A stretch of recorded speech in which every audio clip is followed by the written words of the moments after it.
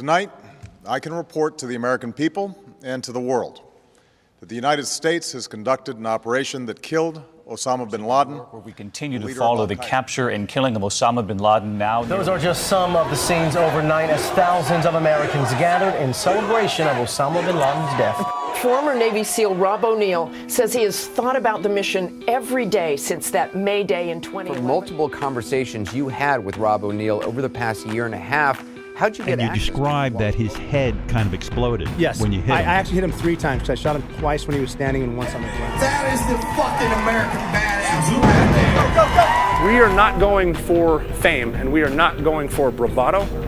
We are going for the single mom who dropped her kids off at elementary school on a Tuesday morning, and then 45 minutes later she jumped to her death out of a skyscraper. If you need help, hang up and then dial your operator. I'm Rob O'Neill, and this is the Operator Podcast.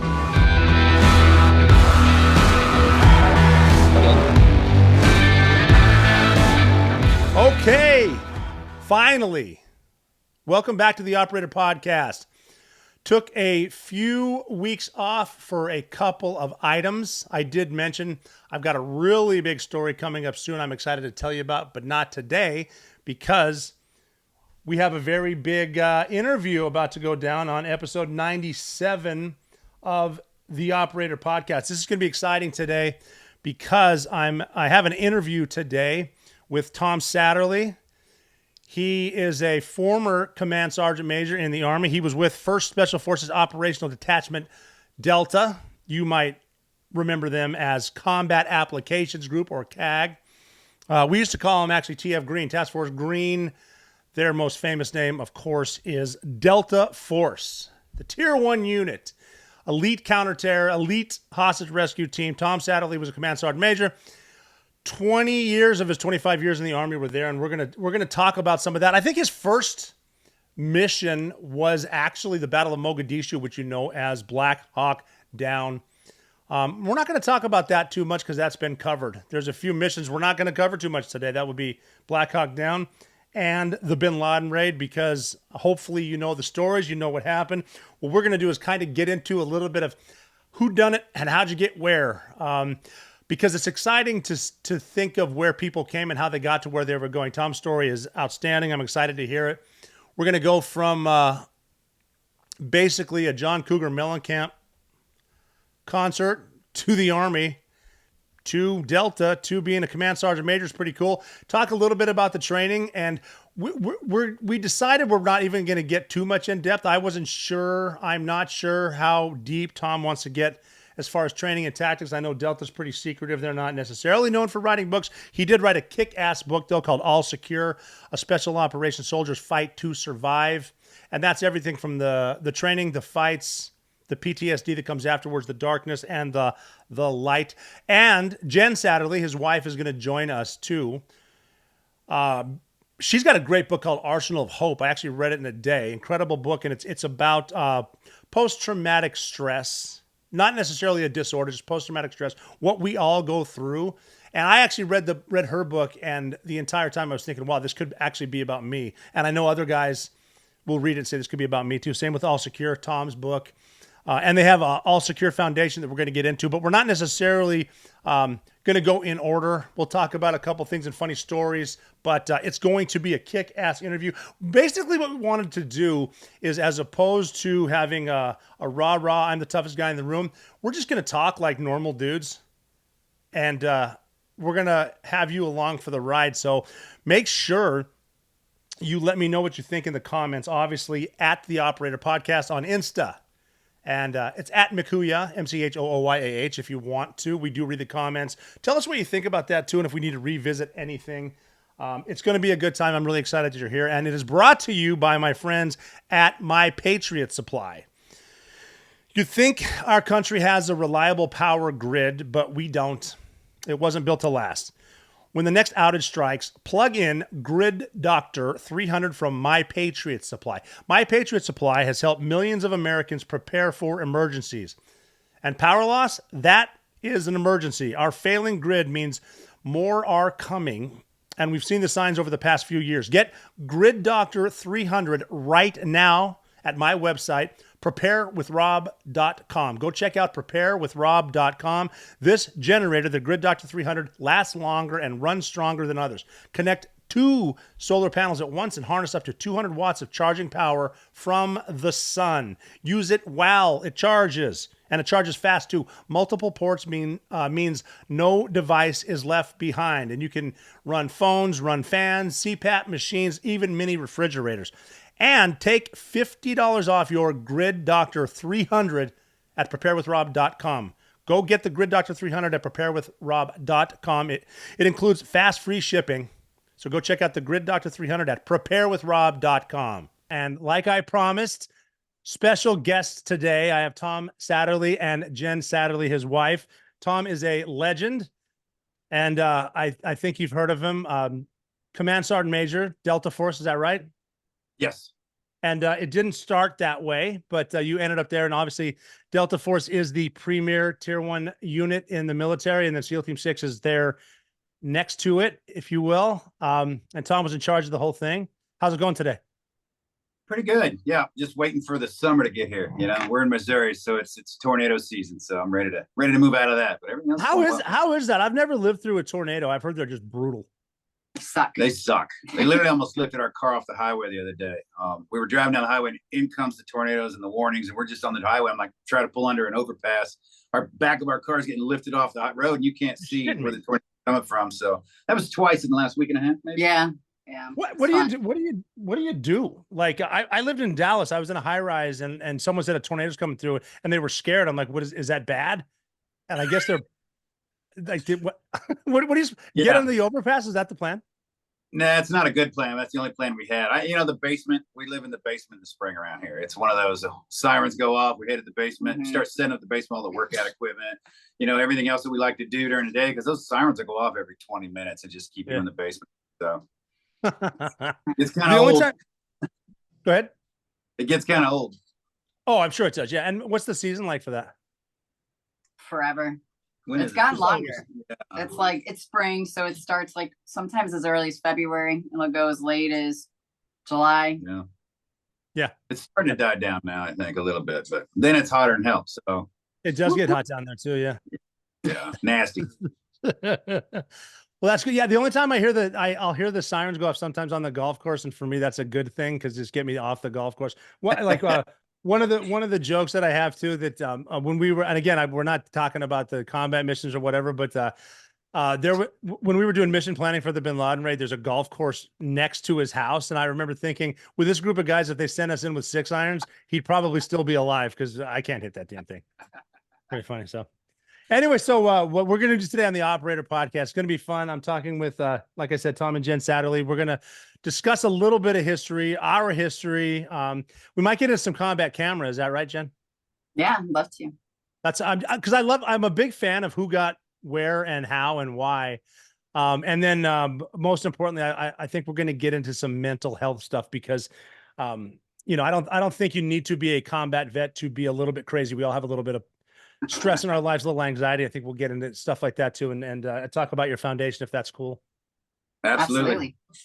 Well, just because I do have notes, but I never follow them. How did you two meet? I actually called him a SEAL. Get out of here. Yeah, I was retired and about 60 pounds overweight. We were doing, which is not why I called him a SEAL. To be clear. I was going to say, how the hell am I supposed to take that?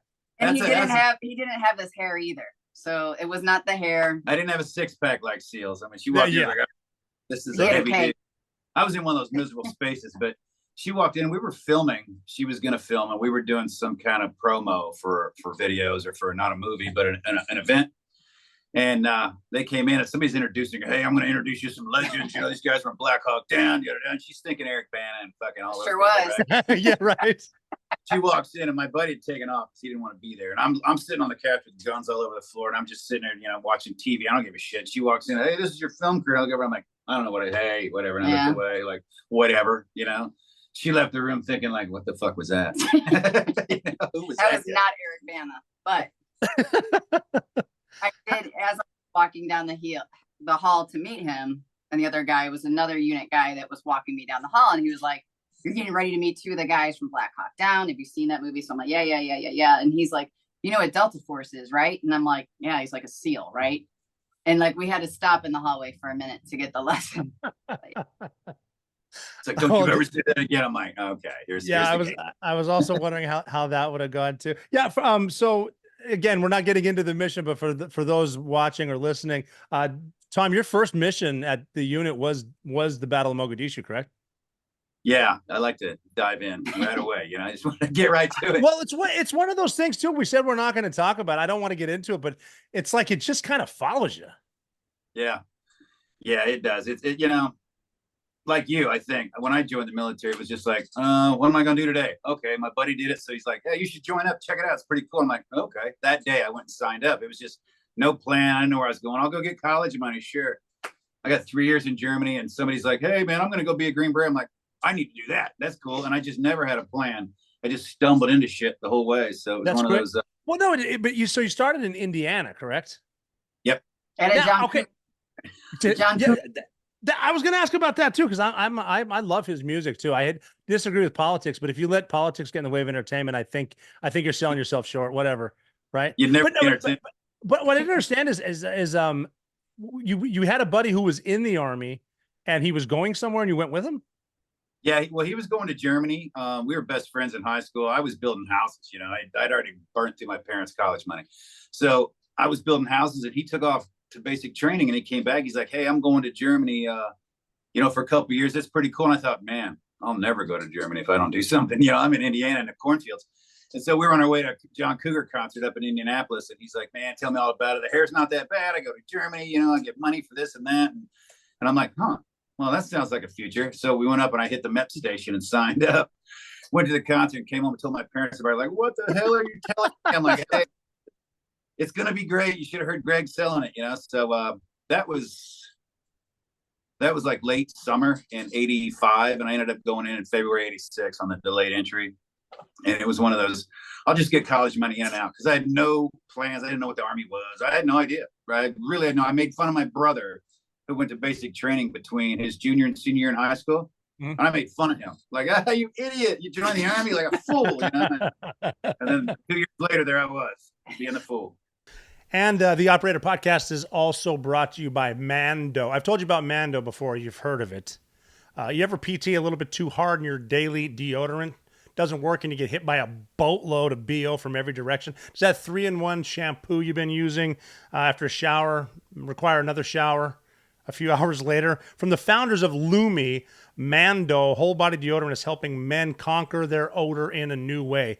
Formulated with mandelic acid, Mando has long-lasting 72-hour odor control that actually stops odor before it starts. The best part is you can put Mando anywhere, all over your stank-ass body, anywhere. To top it off, Mando's cologne quality scents were created with men in mind. Pro tip, try their best-selling bourbon leather scent. I just got it. It's a game changer. Once you experience fresher underarms, a fresher package, fresher feet, you'll never go back. And we have a special offer. New customers get $5 off a starter pack with our exclusive code and link. Use code THEOPERATOR at shopmando.com. shopmando.com. shopmando.com with code THEOPERATOR. The smell of the smooth, solid Mount Fuji deodorant immediately caught my wife's attention, and she told me to only wear that when she is around. She was happy to find I also had the Mount Fuji cleansing bar. Now that I've used Mando, I am going to use nothing else. It is the scent of confidence. We have a thing called Zodiac ass in the Navy. This is going to get rid. I hope you don't get it, but if you do, you're going to want this. Whole body deodorant Mando is seriously safe to use anywhere. I said anywhere before. I mean Pitts packages, that would be your nuts and your grundle, belly buttons, butt cracks, stinky crevices, stomach folds, whatever you got, your feet, they're nasty. Created by a doctor who saw firsthand how normal BO was being misdiagnosed and mistreated. Mando whole body deodorant is powerful enough for the toughest body odor, but gentle enough to use everywhere. Like I said before, everywhere. Put Mando on the family jewels and you don't have to worry about it because it's aluminum free, baking soda free, it's cruelty free, which is great, dye free, it's vegan, clinically proven to control body odor better than a shower with soap alone. 12 hours after a shower, the average man's, taint odor would be 5 out of 10. With Mando, The average grundle odor is 0 out of 10. Mando's starter pack, what I was just talking about, is perfect for new customers. It comes with a solid stick deodorant, cream tube deodorant, 2 free products of your choice. I got the mini body wash and the deodorant wipes. You get what you want, plus free shipping. And I have a discount code, like I said, to help you get hooked on my favorite smelling whole body deodorant on the market. New customers, again, will get $5 off your starter pack with our exclusive code. That equates to over 40% off your starter pack. Use code THEOPERATOR at shopmando.com. shopmando.com. Shopmando.com. Code THEOPERATOR. It is time to smell better naked, and your partner will thank you. I love that the delayed entry program too. That that could be a good recruiting thing. By delayed entry, we mean sign now, go see John Cougar Mellencamp, and then we're sending you to Germany. I'm bringing you right out. That's not a bad gig. How was the concert? Pretty good. Pretty good. I think it was Little Pink Houses or something, man. It was one of those, that era, you know. A lot of people don't remember that era, but I remember it, man. He's the only guy that can get away with sucking on a chili dog. I got that.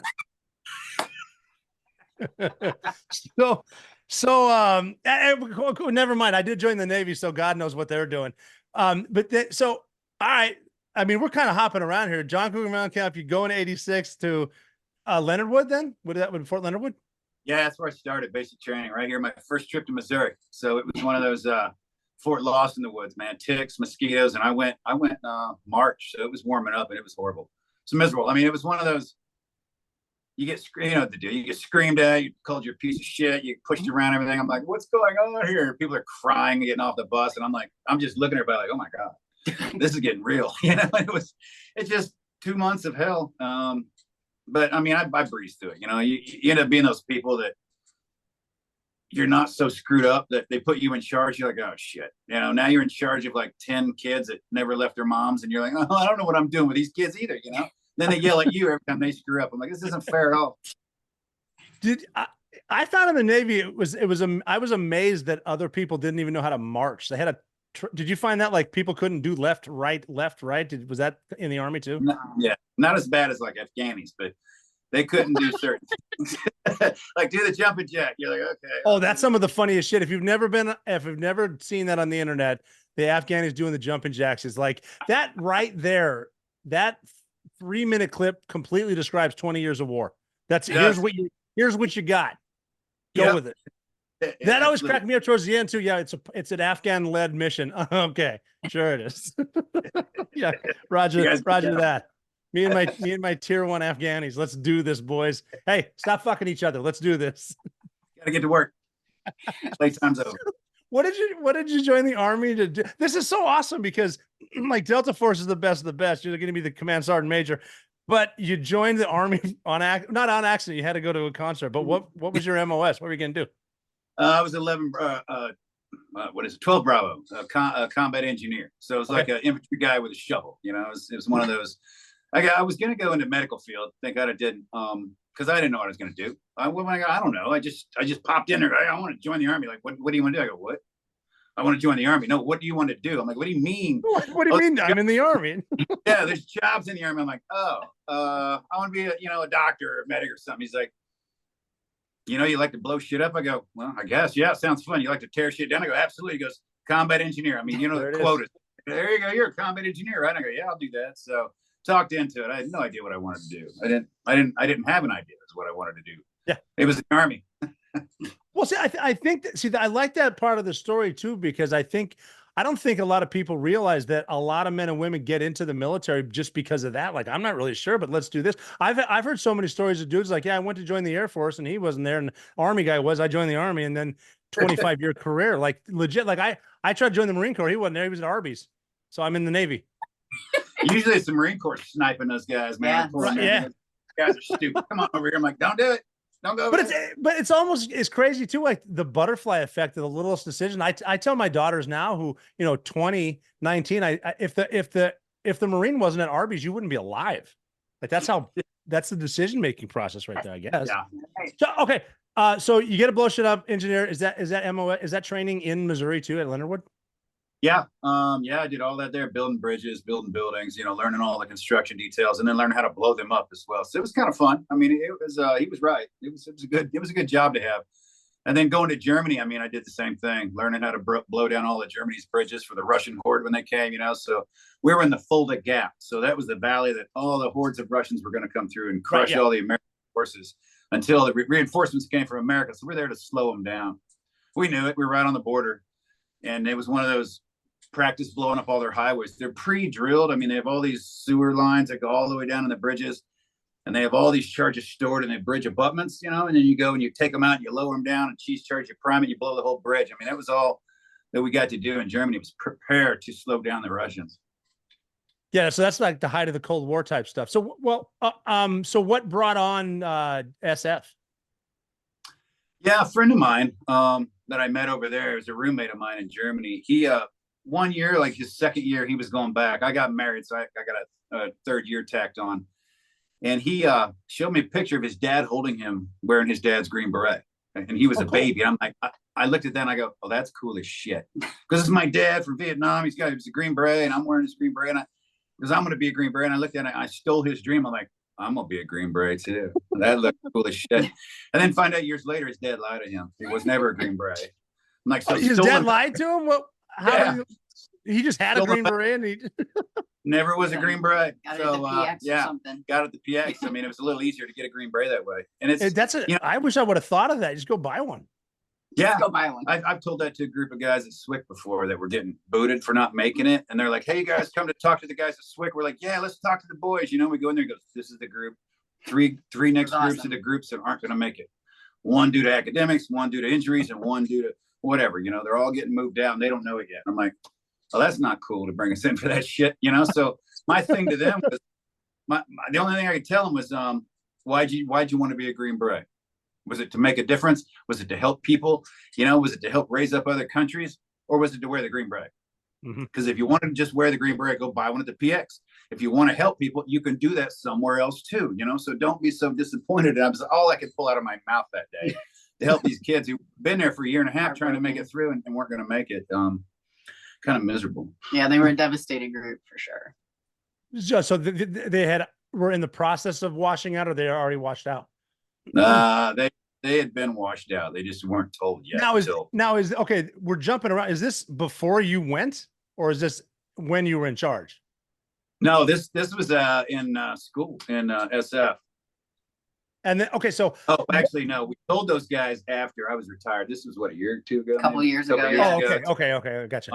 Yeah. No, it was but being a Green Beret for me was I took on that dream of his. I didn't know what it meant, And then I started looking into it and I tried to re-enlist to be a Green Beret, but I hadn't had a school I needed yet. I got promoted too quick, so I couldn't get the school. And they're wait till you go back to America. You'll get the school there. I'm like, well, I can't re-enlist for Green Berets then. So I re-enlisted to go to airborne school. Okay. That got me I was going to say that gets you to Benning then, right? Yeah. It got me to Benning, and then I end up going to Fort Bragg or Liberty, whatever. And I had a couple years there, and I went to an airborne unit. And that's when I started looking for the recruiting station, the Green Beret recruiting station. Okay. I found it like on day 3. Went in and started signing up for all that shit I could sign up for, and went to selection probably 4 or 5 months later. Selection to get into SF, not Delta. Yeah, SF selection, SFAS. So what's that selection like? I'm not familiar with that. I was Navy, so what is the selection to get? It's a lot of team sports, like individual, but you're doing a team sport. So you start out with like a 18-mile road march, PT test, some shit like that, and then you go into, they only let you sleep 4 hours a night. They make you do stupid shit, write papers, pull fire guards. So during your 4 hours, you're pulling fire guards. You're really not getting 4 hours. It's one of those. Just keep you going, obstacle courses, ruck marches, and then you have the team events of like, here's a Jeep with 3 tires, put the 3 tires on the Jeep frame, here's some poles, here's some sandbags, get these sandbags and the Jeep and everything else 6 to 10 miles down the road, and it's a sandy road. So you got to put these tires on the Jeep, you only got 3 of them, you got to build these things, make them work as much as you can, and then your team of, I think, 12 guys, have to move that entire thing, and if there's 12, you get 2 Jeeps, and then if you start, dudes drop out because it smokes your ass. You get down to a certain number, they might take away like a tire or 2, or just to make it a little easier for you. It's one of those, you just have to complete it. And those go on for like a week and a half, 2 weeks. You get 2 different events a day of smoking your shit, seeing who'll quit. Yeah. And then you end up with a big land nav event, which is, it's flat on Fort Bragg. So it's land nav's a pain in the ass on Fort Bragg because it's, you know, it's direct. There's no feature, right? So it sucks. And then you got to finish a final road march, 20 something miles back to Fort Bragg, basically. And then they kind of have a board, and then you make it, you know, or not. And then you go to your schooling, whatever your school you want to be, you know, commo, engineer, weapons, or medic. And you go to those schools for like 6 months to 2 years. So, but selection was pretty good. It's just more of those. No, that seems to be like a cool way to learn, because it's not memorization, regurgitation. It's like, here's your fucking problem, solve it. Yeah, and that's all it is. That's all it is. But is it? You said it's a team effort. Like you can like bump heads and it's like, maybe this works, maybe this doesn't, or how does that work? Yeah, there's some events where nobody can talk except the leader for a certain amount of time, and then after like 10 minutes, everyone can talk. And then that's when everybody's ideas come out, you know. And it's like, okay, can you be a leader and listen to ideas, or can you be a leader and shut down dumb ideas? And how do you evaluate that and move on? So they're evaluating that the whole time. They're evaluating your physical fitness. They're evaluating your ability to work with other people under stress, because guys get into it, man. They get into it. Yeah, I can imagine. I can imagine. And it seems to me like these are problems that purposely don't have a solution. Like you're not literally, but they want to see how you handle it. Yeah, they'll put you through this obstacle course. It's like a leader recon course where one guy walks up, looks at the objects laying on the ground, laying around. He's like, you have to get from here to there without touching the ground. Here's what you have to use: a rope, a board, blah, blah, blah. You got 10 minutes to come up with the plan. So you sit there for 10 minutes by yourself. You kind of come up with the plan. Okay, go. You got 2 minutes to get your team and get back here and start. Go back, you run a minute, you come back, go, okay, we're going to do this, we're going to do that. And you get there and go. Everybody's got they can't talk for like 3 minutes. So they're just trying to grab shit and looking at you, trying to hand and arm signal. You're like, just do this shit. And then they all start talking about, oh, I got a better way. And you're like, shut up and keep going. And none of them can be solved. None of them can be solved. You don't know it though. So you're racking your brain and you get so pissed that you didn't make it. Oh, it's the next one. You're like, you don't make that one. You're like, I suck. And do I quit? Right? I can't accomplish any of these. So I should quit. And so that's who they're looking for. People who quit when they don't win. And then if you just keep going, eventually you make it to the end. You know? See, that's so awesome, because it would be easy to understand quitting on an 18-mile march. Fuck it, this is hard, I quit.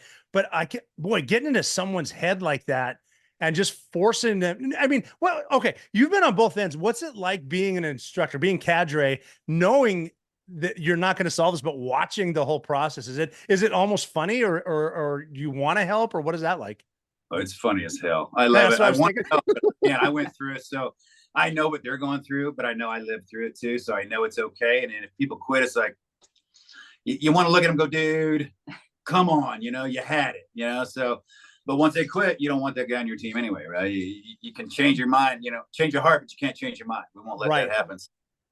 Is there a set like one day graduation day for SF or the Q course, or just it's going to end when we tell you type shit? I think there are set dates. You pretty much, by the time you're in the Q course, you kind of know your schedule. So you know the graduation day. There's like SEER stuff in between there. You don't know a lot of what you're doing, but you know the time frames. And then you got to go out to engineer week. We had to go out to engineer week in McCall. It's like 200 degrees out there. And, you know, you got to do all this engineer shit in the sun and the heat. And you're about to die. And then you graduate. After that, it's like, all right, you made it. You practice your, you know, then Robin Sage. You got to see Robin Sage. It's the final event where you jump in with your kit. North Carolina, you go to the Pine Land, you meet with all these G-Force leaders and they fuck you over. And you got to give money. They want paid. They steal your boots and all this shit that countries do to you.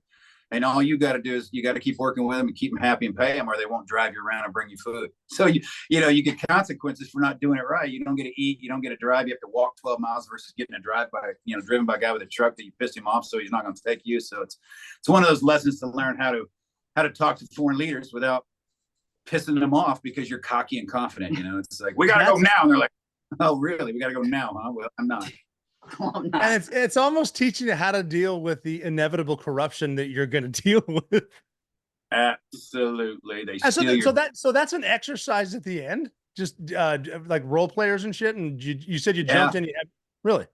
It's an entire A-team, medics, commo, weapons, engineers. You jump in, you meet the partisan forces. You have to train them on how to fight the enemy. You have to go on missions with them. So all the SF stuff that almost everybody's doing now, by, with, and through forces, they're teaching you that.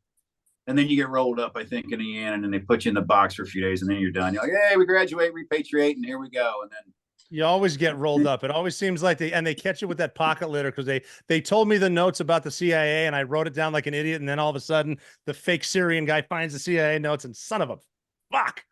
Yeah. It's like, what is this? You're like, this is going to be hours of smacking. Yeah. Busted. And again, it's so funny. It's all planned, but you don't know it. Yeah. So, it was, go ahead. I kept telling myself that they wouldn't do it if it could kill me. I mean, literally in my head, I'm like, they wouldn't make me do it if it could kill me. Of course, you figure out later that it can't kill you, but yeah, keep you through. Yeah, I had an instructor pull me aside one time. And he said, just because for me, it didn't seem like these were team guys. These are instructors, they're professionals, but they're just team guys. And he said, just keep this in mind. Instructors are lazy and they're stupid. Don't forget that. I'm like, oh, okay, fair enough. It's just like, this will end too. It's a true statement. Oh, that's funny though. So, again, we're just hopping around. I love the mindset, but then, I wanted to talk about how to get into Delta because you weren't a Green Beret for long. You weren't at SF for very long, right? No, language school, and then I went to fifth group for 3 or 4 months. They were deployed to the first Gulf War anyway, so they weren't there. Yeah, didn't you think like you missed Panama, you missed the Gulf War? Shit, I'm never going to see combat. I was so pissed off. You join, you want to go test your mettle. What did I learn? I want to go get something. Until you get something, you're like, I don't want to get any more. I've had enough. I don't want to get any more. Yeah. One thing I think one of the big takeaways I have personally from the military is don't talk yourself into an ass whipping. It'll come. You'll just find. I used to ask guys, who wants to go get in a firefight? And anybody raise their hand, I'd take everybody else instead of those guys. No shit. Yeah, they want to go. I even remember being overseas and they're like, well, we're going to go out tonight. Why? Well, we haven't been out in 5 nights. I'm like, well, let's make it a 6th. I mean, who are we going after? We're going to draw fire after that guy. We're going to patrol to contact. I'm like, on what fucking planet? That's what infantry organizations do as a whole, right? They send a little element out front to get shot at, and then everybody comes. It's like, we're just the little element and the little element. That's it, Yeah. We're reinforcements as well. And those poor dudes, man, they don't get enough credit either. The infantry guys that are out there. I remember being in places over in Afghanistan where like you got the people that the uniforms are clean, you're in the chow hall, and then in come the dudes with just the stare and the dirt and just the Salisbury steak and fuck my life. Like those guys don't get any credit. Get back to the tower and shut up, It's like, they get nothing for it, man. And they're miserable. I mean, they're miserable, Well, that's another thing too, that we'll obviously we're going to talk about mental health later, but those are people that have been through shit too, that they don't get they have families too, man. They have shit at home and they've been through crap and they could probably use an adjustment, I think, as well. Oh yeah, for sure. Before we get into that, that's the meat of it. Can we talk about how to get into Delta? Because this is a fascinating way. Because we have Green Team, which is just tactics and whatever. And the end of the day is quitting time and here's lunch. What's the process to get to the unit? Yeah, either go through the recruiters now. You either have somebody that notices you, figures out that they like you, they've worked with you. That was the case with me. Guys obviously know about it. They sign it. You can go online and figure out how to sign up for it. And then you get the recruiters, you get a PT test. You initially get a PT test just to see, are you worth my time? Then you get a psychological evaluation to determine, are you worth our money? And if you make both of those, they give you a selection date, spring or fall, twice a year. That's it. Which one's better? I like spring. Okay. I went to spring and I didn't know, but I was an instructor up there 3 or 4 times. So I saw both seasons. And for me in the spring, there's no leaves on the tree. I can see all the terrain through the forest. Okay. There might be snow while you're there, but you're in the low ground early on during selection. And later on you go up in the mountain and that's when the snow's dying off and it's getting warmer. So it's not as horrible. The bugs aren't out and I can see the ground. In the fall, all the vegetation's on the leaves. You can't see shit. So you have to determine where you're at on the ground, by looking and poking and you hit it. You can't see the terrain. When the leaves start to fall, they cover up all the wood, all the logs and rocks, and you twist your ankles because you can't see everything on the ground because it's covered up. And then the snow comes while you're there. So I found out the spring for me was a lot better overall. And this is the first part. What do they have you doing outside for selection? Well, yeah. Once you get a selection date, you show up at the location, and again, PT test. Again, you get a the High Walker. It's like an 18 to 20 mile road march through the mountains. Used to do a swim test, but then they do more psychological evaluations. And if you make that section, that's the admin phase. Then you go into the instructional phase, which is a couple weeks long. They teach you how to pack your rucksack, how to tie your boots, how to land nav. They take you out with cadre-led walks, and they teach you, hey, here's how you drink water while you walk. So don't stop, idiot, because you're on the clock. Here's how you run downhill and walk up hills. You never stop. You rest on the flat ground. Here's how you land navigate. Here's how you do an intersection. Here's how you do a resection. Oh, by the way, everything you need to know, to go through selection. If you didn't know a thing, they teach everybody the same stuff. They make sure you have the same kit. So they take you out for a couple of weeks, let you practice with them. They kind of push you out on your own, and you do it on practice sessions by yourself. And they get longer and longer. Your weights get, I think every other day they add another 10 pounds. You're always getting weight in the woods, so you can't drop weight and pick weight up. They're always catching you in the middle of the woods and weighing your shit. You can't use roads or trails. And if they catch you on it, it's a little comment, and that could add up. And so then it goes into stress phase, where, stress phase is coming when you go to the mess hall for dinner and there's lobster and steak and shit. And you're like, oh, something's different. That's bad. And then the clock on the note on the wall states, 6 a.m., meet out back. And you're like, oh, shit. You get out back, they hand you the orange gun. You grab your rucksack, a stack of maps, man, just a stack of maps, and put them in a Ziploc bag, and you head out. And that's the last time you leave barracks unless you the orange gun is the one without the sling. Yeah, a little rubber duck, no sling. So a lot of guys set it down, plot their map, and take off. And you check in the next RV, and like, what were your instructions about checking in? Read it. You pull it out. Must check in with all my equipment. Son of a bitch. They have to take off. You can't check in without all your equipment, so they have to go back. You got to find it. Find it. Yeah. Find it. Usually the cadre has it in the truck. Oh, of course they have it. Yeah. Look over this. They take off. They hate it. And then they take off, but then the time catches up with you. So it's not like you have to be perfect, but you have to be consistent. You have to be consistent with your times and the distances that you go and how many points you make. And then how far are the distances between the points? They increase every day as well. The number of points increase, and then the distances increase. So you never know. So you may start out at 8 miles in between points. It'll go to 10. You feel it a little bit, and then they'll add one day, like 3 days in a row, it's the same amount of points, and then you're done. Distances are a little bit the same, but then they get more terrain maybe, and then it goes a little further. And then the third day, I was like, I'm done, man. I'm checked into the RV, and they're like, your next RV is. I'm like, motherfucker. And then you go to that. Now I'm done. Like, your next RV is. They add 2 that day, and you're like, shit, it blows your mind. A lot of people quit. And then you go into more land nav. Then you go to a sketch map phase where you're navigating off a sketch map that you made, and you're trying to navigate through the woods. And then if you make that, they take you back to the barracks. You get a shower. You get a whole new set of maps. And they take you out to the other training area where you start your long walk at the very end. Can you get into the long walk? What is that? That's a 40-mile walk at the very end. It's basically more land nav, but there's cadre along the way, obviously pointing, like RVs along the way, pointing you to use that. And every now and then they let you use a trail, or like they'll say, roads and trails are authorized. So it's up to you. And like I look up this steep mountain, and I look at the road that goes around the mountain up to the top, and I'm like, I'm taking the steep part up. I'm getting this done in a hurry, but contour changes on you, so it's steeper than you thought because they give you a different map. But it's one of those mind fucks over and over and over again. Well, it's almost like it almost would seem like a mind fuck. They said I can use the trail, but now are they actually telling me I can't? What? That's incredible. That so 40 now is it how many points are in like that 40-mile? Is it like A to B, or is there points in the middle that you got to get to? How does that work? No, there's points in the middle, and there's points so remote that I did one year as an instructor. You got to hike in as an instructor, carry car batteries and stuff, set up a radio antenna, and it's an RV point. It's a checkpoint in the middle, and it's a walk-in. When you had to walk in like 5-6 miles, set up a tent for 2 days, set up your radio, and then cadre comes in, you check them in, you send them on their way, and that's it.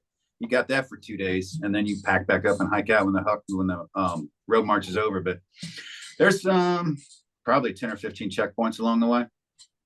And there are guys quitting at this level. Like all you got to do is get a couple more points, and guys get so frustrated they just quit, huh? I mean, after 20, 25, 30 miles, you're like, has it been 40 yet? Yeah. And they're like, your next RV, you're like, oh, your next RV. You're like, Jesus, when is it 40? And guys just start quitting. They get lost. I mean, I've had friends of mine, that your feet are rotten. I mean, your feet are blistered. Gotta be.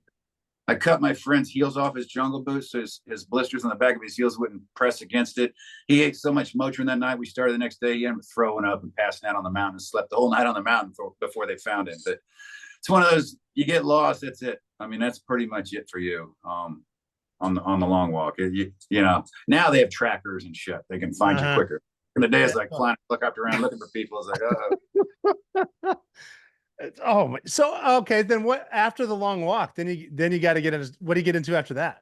And a week long of psychological evaluations, an entire week of tests, talking to the shrinks, them asking you the questions like, you know, go ahead and sing for me. Why? Well, you wrote on here you wished you were a rock star. I'm like, yeah, I wished I was a rock star. I'm not going to sing for you. They just want to see what you're going to do, man. They hammer you with all kinds of things. And then if you make that and you made everything else, you go to the board.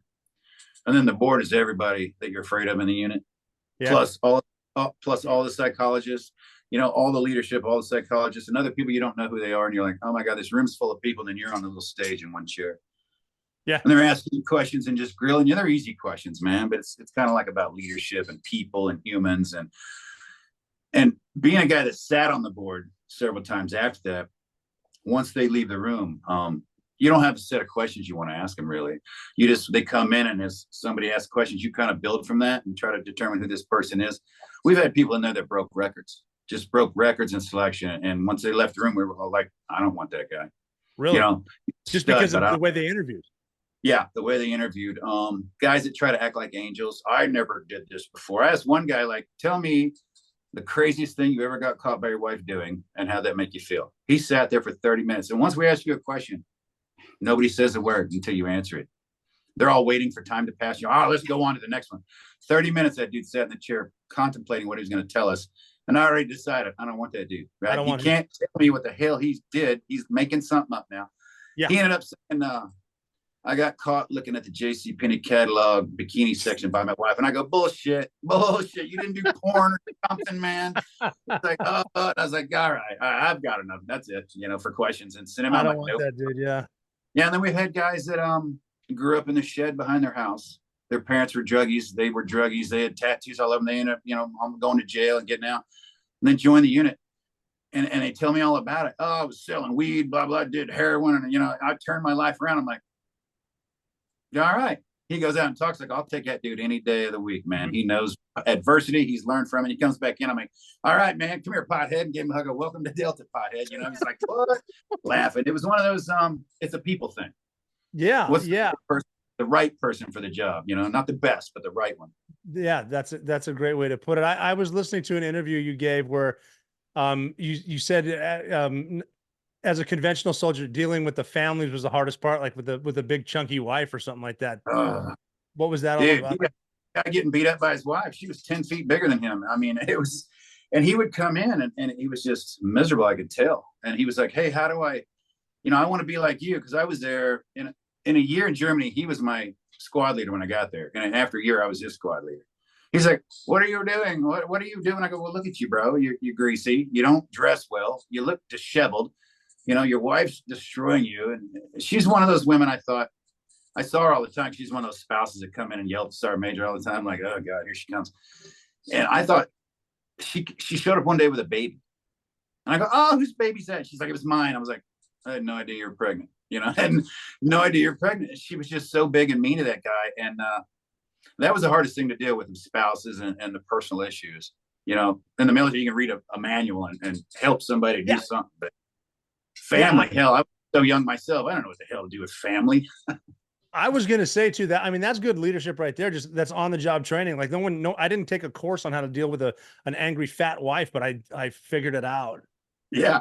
I guess. And it could get rough. I mean, they could get pretty upset with you, you know, family disturbances, disputes. And I'm sure I cut a knife on my nose one time. And you know, when I was on staff duty as a private, this wife comes running in, hey, behind me. I go, what? Get in the bathroom behind me, you know, and he comes in.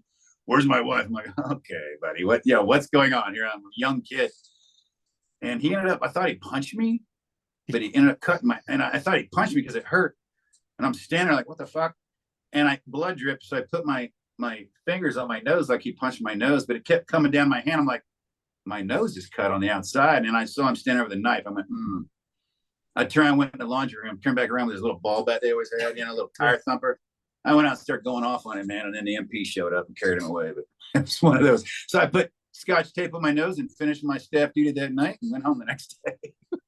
Oh, shit. Should have got stitches. Well, no, that's interesting because we're talking about training and how to put you in situations you got to figure it out. This is a no shit real world training just with a family member, and I got stabbed in the nose by some crazy asshole. And I don't even know what's going on. Just in the middle of it. So you get to the unit and it's divided in squadrons, and then I know the way it worked at SEAL Team 6, the color squadrons, blue, gold, red, silver. And then you guys is it different personalities? Because we would do like drafts, like we finish a selection course and I kind of want him and he kind of fits. And I remember having conversations like, well, you passed over this guy. Why is that? And they're like, well, he's arrogant. And I'm like, well, I'll take arrogant. How did it work with as far as picking guys for squadrons? Same thing. The sergeant majors will pick. If they make it, they come over to the hall after OTC and everything. And the sergeant majors didn't have enough. Briefly explain OTC. Yeah, the operator training course, another 6 months, 6 to 8 months, depending on what you count and add on to. Again, you learn everything that you're going to need in the unit. You start over with basic rifle marksmanship. That's what I was going to ask. Do they start you at the bottom again and build you up? Yeah, and it's just basically dry firing, BRM. Then once you do that and they're happy with it, then you go to pistol, dry fire with a pistol, just hours of dropping mags before you even pull the trigger on a bullet, man. It's like, when are we going to shoot? And they're like, never, just keep going. 2-3 months of that, and then you hit the range. You're like, okay, ding, ding, ding. You're like, oh, I got this down, and then they work on that. And then once you're safe, they add CQB to it. Let's make it. And that was back in the day. For me, it was the old school days with old school guys trying to teach you how to do CQB. And it was one of those. We're using MP5s, so it's one of those dudes smoking a cigarette all the time. I can see him now. And he takes us into the room, walks us nice and slow in the room. All these targets are in the room. They all got guns in their hands. He's like, okay, shoot that one. You'll shoot that one. You see how it works. You go left, you go right, you overlap, blah, blah, blah, blah. I'm like, this is easy. All right, go back out, line up. Okay, when I say go, you go in. We're going live this time. Okay. We go in, shooting everything. Got to my point of domination, turn around, clear. The instructor comes over, he goes, how was that? He's looking at all of us because we all shot. I guess it's pretty fucking easy, man. What's the next thing? He goes, why'd you shoot that target? And I go, because look at those shots, man. 2 to the head right here. And he goes, but why'd you shoot it? I go, because I look around and not one target has a pistol in their hand. Not one gun in the room. That's the last one. And I went, oh shit, I got one more and I'm out. So after that, it was that extra, what is in your hand? Okay. It was one of those moments that I learned a lot that moment. First run in OTC and you get one more. And that's the first time you go live. And obviously that's totally planned too. And that's just such an awesome learning tool though. Like you walk in slow, these guys are fine. All right, do it fast. Now you got this and we got it. No, you don't. That's awesome. Fuck this place. Yeah, it was terrifying. And then you go and you learn all those other things that we need to do, the driving and climbing, medical shit, other special jobs that you're going to do. But that's a good 6 months. But the meat of it is shooting and CQB. I mean, that's the bread and butter of staying alive in a building. So, but you go through other classes later to learn specialty stuff. You do little breaching stuff. Then you go to Halo school, or accelerated free fall school. Basically, it's not Halo school. It's like get your chute on, jump a couple times. All right, you're good. Let's get back to work. It's like, okay, are we safe? But yeah, and then if you make that, you make the SEER course, and they beat you up, and then they repatriate you again. I'm like, here we go again, getting beat up and shit. Then they come save you, and then the sergeant majors will sit down and have a draft. And they probably know who they want, because I know when I was a sergeant major, I'm like, I want that dude. He seems cool. I'll look at all the papers, and once you talk to them, you get their personality a little bit. And you're like, no, you can have him. So A Squadron was kind of surfery, partying, but I'd call them the surfers. B Squadron, Rangers. We called them the Rangers. They're the hard ones, Yeah, I heard that. I was in C, so it was the cool guy party squadron kind of thing. Like, yeah, I'm not staying at work till 7. I'm going home at 5 if you keep me that long.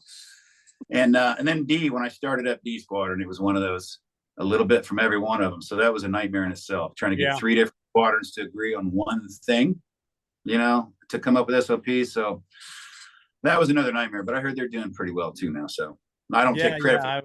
I remember that too. We had a form of Silver Squadron. It was the same thing. We got to bring in these attitudes from different places and try to make it work. One story I heard you tell too that was funny when didn't they ask you which squadron you want to go to, and it's like A Squadron. Cool, you're going to C Squadron. Yeah, I didn't know what to say. I didn't know anything about the unit. I wasn't smart enough to read the book Inside Delta Force or Delta Force written by the guy who started. I didn't read any of those books. Some guy said go, and I went, okay, I'll go there too. I guess, is it cool? Like, yeah, it's cool. Okay, I'll try that. I mean, honestly, that was a thought process. It was in language school, actually. And I was in the Q course, but 2 unit guys didn't know it. I didn't know. No it. shit. Worked with them. They were changing their MOS so they could get promoted quicker. Because when you're in the unit, you get promoted based off of your MOS as you came in. Because the unit is not an MOS. It's just a different job. So guys go SF to get promoted quicker because it might be a crane operator or some shit. So you want to, they don't ever get promoted. So you want to go to SF, so you get promoted. And they were doing that. And we worked together, and I'm in language school, and they showed up one day, and I was like, hey, what's going on, John? And like, hey, man, call this number. We're from this organization, and we think you have what it takes. We watched you. I'm like, what? Watch me? What do you mean watch me, man? He's like, well, we just worked with you. We know, you're okay. So call this number. I go, okay, cool. I'll give him a shout. And he goes, now. I'm like, oh, what? Colin, yeah, you call this number right now. Like right now. Okay, let me go get a phone. I don't have cell phones, man. So I gave him a shout as a recruiter. He's like, all right, when are you able to do a PT test? I'm like, huh? 2 weeks. I'm in language school, man. I've been chilling, so for 2 weeks I did crunches and sit-ups in every 10-minute break every hour. I'd be out there doing flutter kicks and sit-ups and shit, trying to get ready. And I did a PT test, made it, psychological evaluation, made it. And that was just kind of like word of mouth, come on in.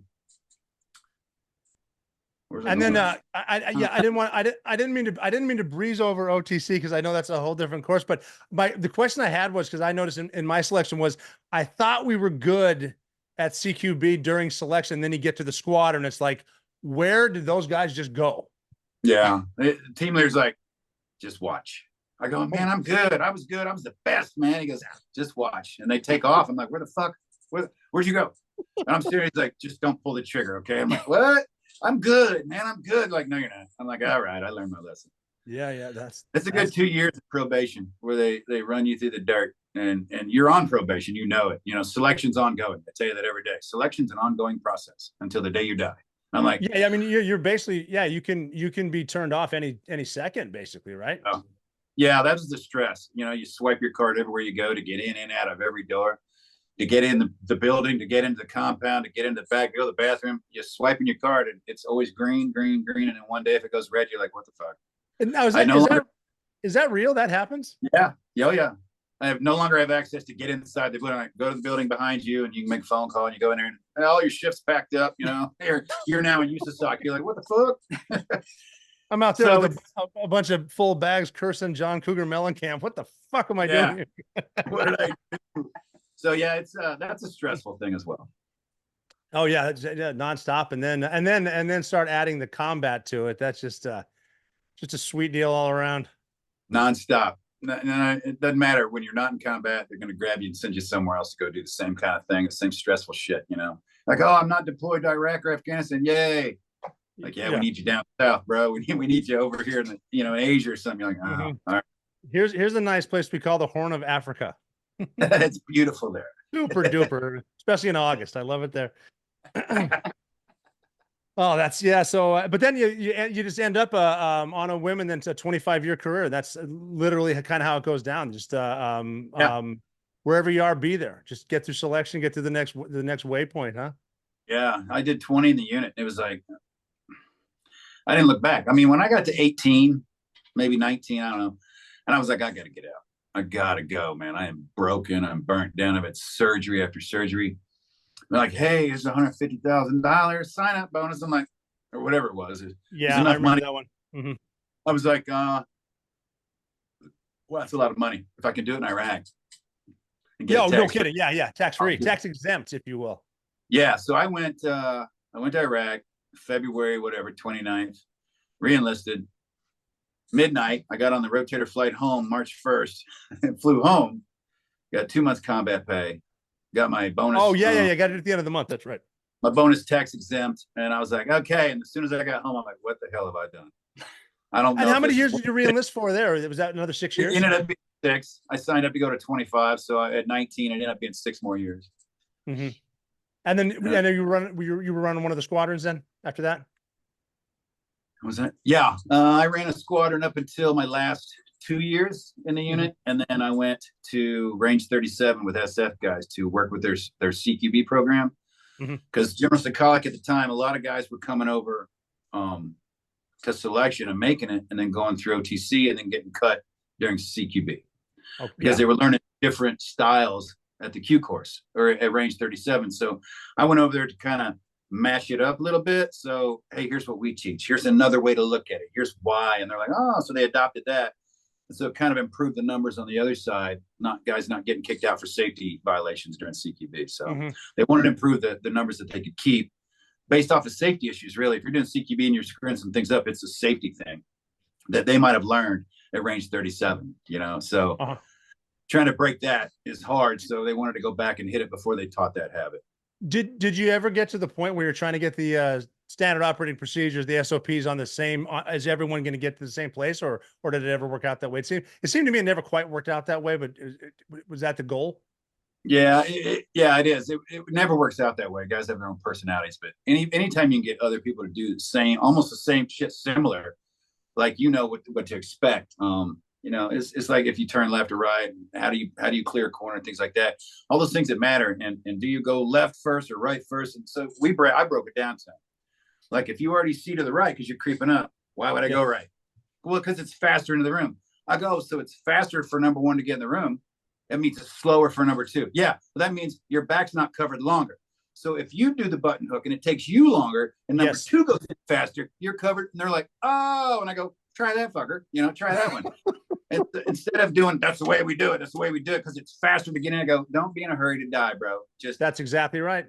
Yeah. Don't rush into that room. I mean, we stopped rushing into rooms in Iraq. It was getting people killed. It was like trying to do hostage rescue tactics. Yes. On a guy you just want to die anyway. So it's like, come on out or we'll kill you. Okay. And they let them vote. We let them vote. I remember that too when right around that time too, because like you're saying with hostage rescue tactics, we're in a hurry to get in the room, but then all of a sudden it's like, all right, because that's when we started, all of us started coming up with a combat clearance. Like, we can just slow it down. Like you said, why are we rushing into a room for a guy who's trying to die? That's brilliant. That's the way you put that. Yeah, let him die on his own. And I even in training, I remember before that's like, well, we're gonna get in a fight. We might as well get in a fight. It's like, take a breath, man. No, that's not. If you want to get in a fight. Yeah, if you want it, you haven't done it yet, or at least not scary enough. I don't. Oh, Jesus Christ! I'd rather shoot you without you even seeing me, man. I'm happy with that. I don't do it like a man. I go, that is a man doing it, man. If you're asleep and you got a gun, I'll shoot you in the face. I don't care. Or if he's laying there with his gun and you're leaning over him, like, hello, wake up. You give him a second to grab it, like, sorry. Yeah, that's it. I remember someone asked me, because I grew up hunting elk, they're like, what's the difference between shooting an elk and shooting Al Qaeda? And I said, well, I've never shot an elk in its sleep. Come on. Terrible. Elk are better people. So, all right, Jen, can you tell me a little bit about your background with working with unit guys, working with SF guys, and what you have going on, how you got in the community? I forced my way in, and honestly, it was because of the SEALs. So I'm filming hot, good-looking SEALs. Right? I'm hearing you. I did not hate it. In fact, the other school moms, when I'm like, yeah, I'm going out on another exercise, they're like, oh my gosh, you're hanging. And I'm like, no, it really isn't that way. But you guys make cute sailors. So it's good. It works. But yeah, so I was hired to do, like Tom had said, I was working in commercial advertising photography. So up until this point, I was working in fashion. I was working with sports. I was doing everything but military. So get this job offer from a unit guy, asked me to come in for his project. He's now out. And so I didn't want to go. I said, no, I don't know military stuff. My dad was in, got out. My brother was in, but he left when I was 10. Respect it, love it, but I don't know anything about it. And so I wouldn't say respected it and loved it. Well, at the time, maybe I had a little bit of coming from a different world at the time. I had a lot. It was like this. I'm like, oh, you don't know shit, girl. Said, you don't know nothing. Yeah, it was interesting when we first met. That's for sure. Train wreck.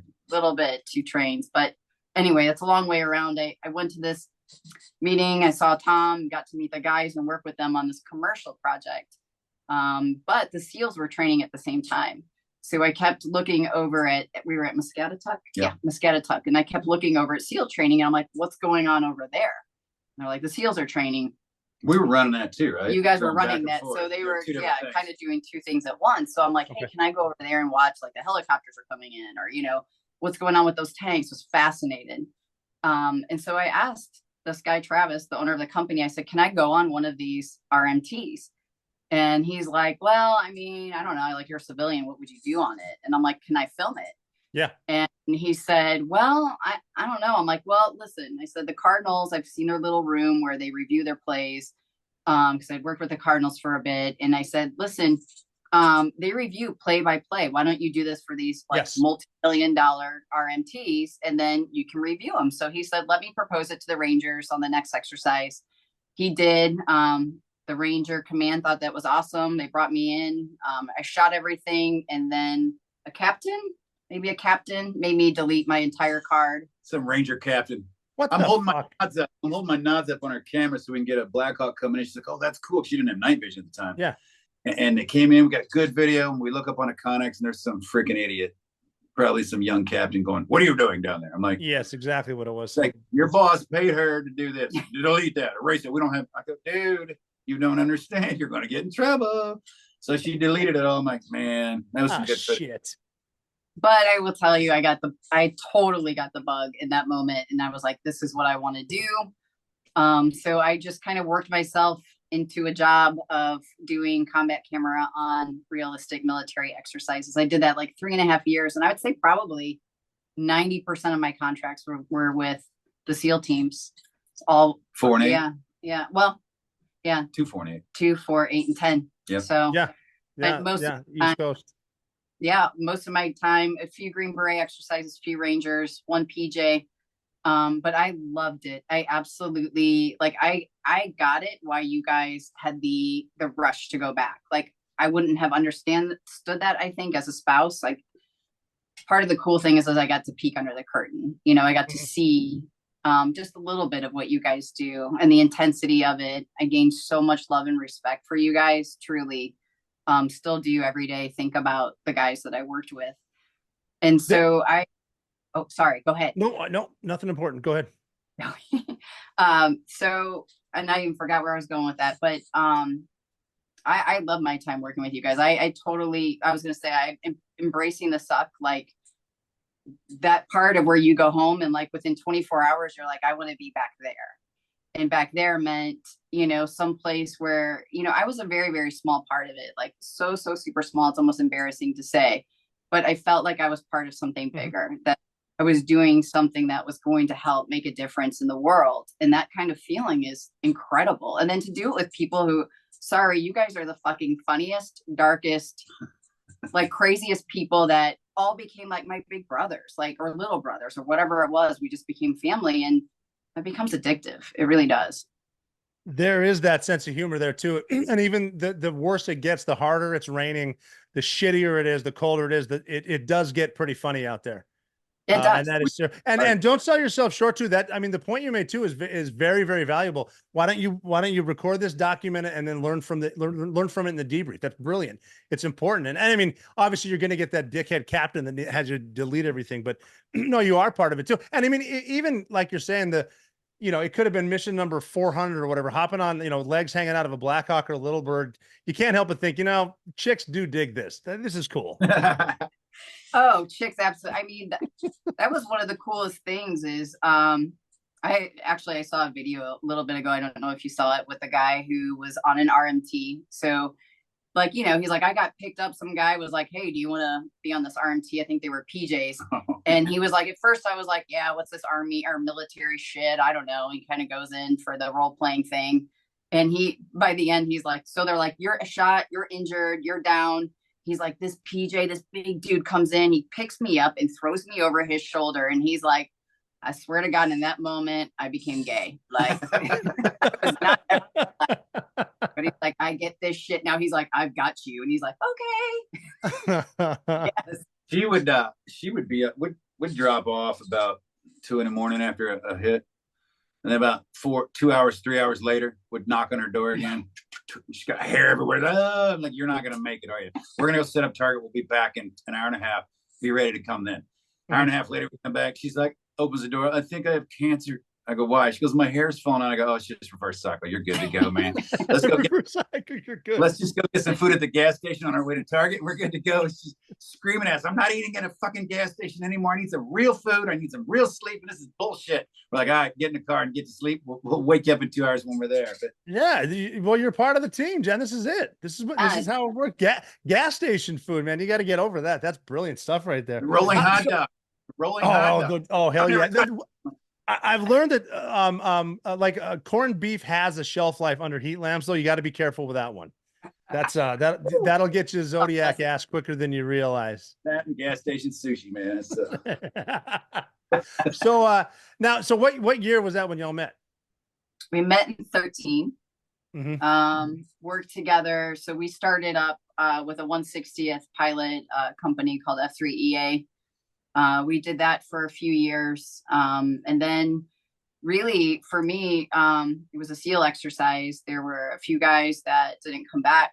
And I told Tom, I'm like, I just don't think I'm cut out for this. Like there had been a couple heavy rotations where there was a few loss of life. And I told him, I said, listen, I get how you guys are more, resilient and built for this, but this is killing me. Like, I don't know if I can go on another exercise, look at all these guys and send them off when I don't know who is helping them come home. Like, who is helping them freaking come home? Because what I was seeing was like a 24-year-old SEAL, maybe like say he was on team 2. And then 3 years later, I see him again. He's on 10 and I'm like, oh, there's that guy. By the way, he looks 40 now and he's 30. He's gone through another divorce. So I just like started talking to the guys like on these RMTs. We have hours and hours and hours. And like one by one, the guys kept coming up to me like, hey, I saw Tom's lost a bunch of weight, or I could see like he's doing better. Like, and so I just started talking to people and like nobody was telling me war stories. Nobody was saying like, I'm really fucked up about Bob. Everybody was saying the same thing, which is I don't know how to be a good husband. I don't know how to be a good father. I don't know how to put the monster back in the box. I'm about ready to lose a spouse, or my kid won't talk to me. Like, can you help me there? So in 16, I said, I don't want to do RMTs anymore. We need to start a nonprofit helping these guys come back home because that time in 16, I wasn't seeing a whole lot of help. That was interesting what you said, Jen, too, is you said, I'm just not built for it like you guys are. It's like, well, it turns out we're not built for it either. And I think the more you're able to get that out there, it's important because, we were talking even before this, it's like everyone's got a similar type story. Okay. I do need, just because to get into a little bit of the mental stuff. So you guys met in 2013 or you started dating in 2013? Yep, yeah, both. Same. Yeah. And then when did you get married? Because I need you to talk about the wedding night, because that's a good segue into what we're getting into. 2 years later. Yeah, I'm 20. We were married in 15, but yeah, the wedding. Still a train wreck. The wedding day for me, for both of us, I think our wedding day started out like every other day, right? We're nervous a little bit, but we're going to get married. We're in love and we're happy. And then on our way to get married, I think we stopped and had a shot and then a drink. And like, we're nervous about getting married again, right? I'm on 4, right? She's on 2. And I'm like, I'm going to do this again. What the fuck? Yay. And had a couple drinks and then when we got married, it was wonderful on the beach at Tybee Island. It just rained, so nobody was on the beach. It was cleared up, the sunset. It was beautiful. Went back and just acted normal. Friends showed up. I mean, we got married alone, and then our friends wanted to come. Like, no, we're doing this alone. We'll meet you later. We know what the bros. We'll meet all the bros wanted to show up. I'm like, nope, you're not doing the bros on the beach. I know what's happening. Like, we'll meet you at the club. So we end up meeting them up down at Savannah downtown. I started drinking, right? I started drinking. When I started drinking, I started burning shit down. And I didn't talk to her all night. I didn't even think about it. Like, being married was just a piece of paper, I guess, at the time. Like, we're married now. I'm going to go over and talk. My boss's wife, Hill, and I ended up talking. I don't even remember, really. I'm just talking. I don't know. And so she made a comment like, I didn't even get a first dance. I didn't get this and that. And that made me embarrassed and felt shame. Yeah. So when that happens to me, I get violent and angry, right? When I get embarrassed or shameful, I get mad and angry. And that's what I do. Back in the day, she didn't know why. She didn't know that. She didn't care. She shouldn't have to care. So we argued all the way back to the hotel. We argued in the lobby. I don't give a shit when I get mad. Somebody's looking over. I don't give a fuck. And I look at him like, well, you know, it's a spectacle now, right? I become a spectacle. Got up in the room. And I just throwing makeup and shit around. I don't even remember, man. She's told me these stories. And then it was just one of those, I woke up the next morning like, what happened? Something happened. What was it? And then, something not good. Yeah. and then her side of the story kind of cleared it all up for me, you know, and it was one of those ultimatum days. That was my day. The day that I realized I'd started something great and ruined something great in the same day. I was like, damn, it don't even take time now. I can do it in 1 minute. And I realized then I didn't even realize then. Maybe I thought I could get away with it again until she gave me the ultimatum of, here's a piece of paper. It's not turned into the courthouse yet. I'm going to hold on to it. I'm going to go home tomorrow and we'll think about it Monday. And I'm like, oh, you know, it's Saturday and I got to do this shit till Monday. And she said, if you get help, we'll think about it. So Monday morning, I called, got a therapist immediately. I went and saw him, and just that started everything. That started everything right there. Just an ultimatum, acceptance, and then getting to work. You know, finding something, identifying where I needed to start. And back then it was like anger management. I didn't know what the hell to work on. I should have probably worked on drinking, but the anger management guy told me, you're not an alcoholic. You're just a problem drinker. You're drinking away shit that you don't need to drink away.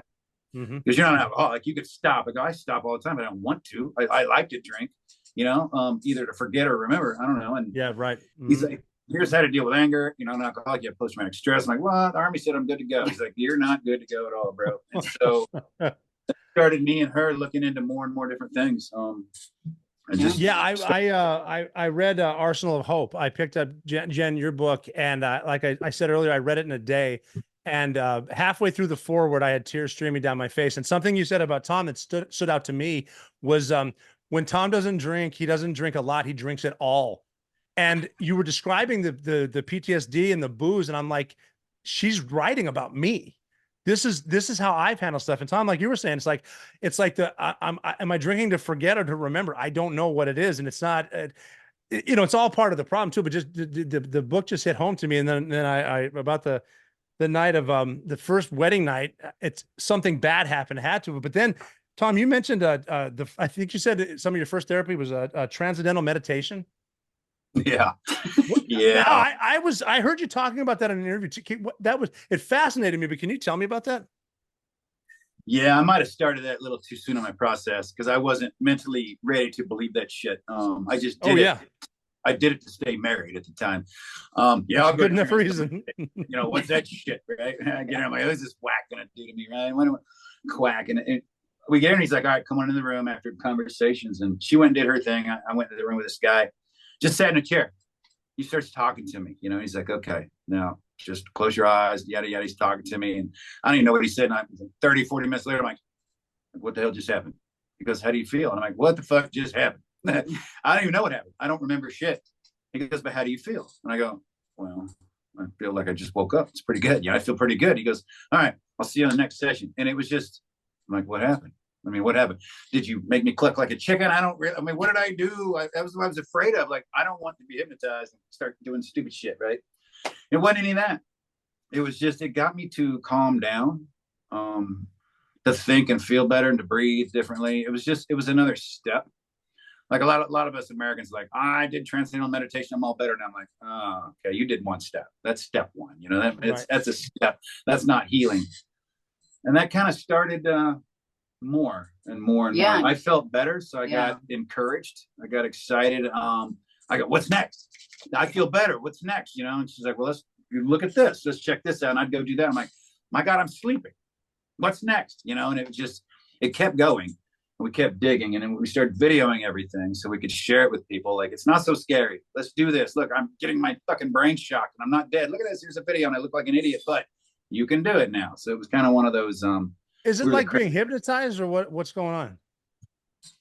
Not really. It's kind of meditation. Yeah, it's just you go into almost like a really deep meditation. So you're almost in that, like, you know, where you feel like halfway asleep and awake, you're kind of in that in-between state. Mm-hmm. It kind of puts you in that space.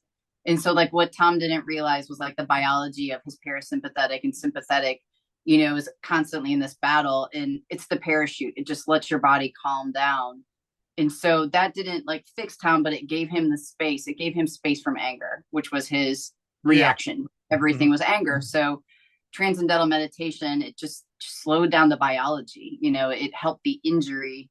And I think for Tom, he was like, oh my God, I you know, I haven't felt this relaxed in a while. Like you're telling me if I do A and B, I'll get C. And it's like, it's just like the military. Like you guys have planned before, you have your SOPs, you know what to do.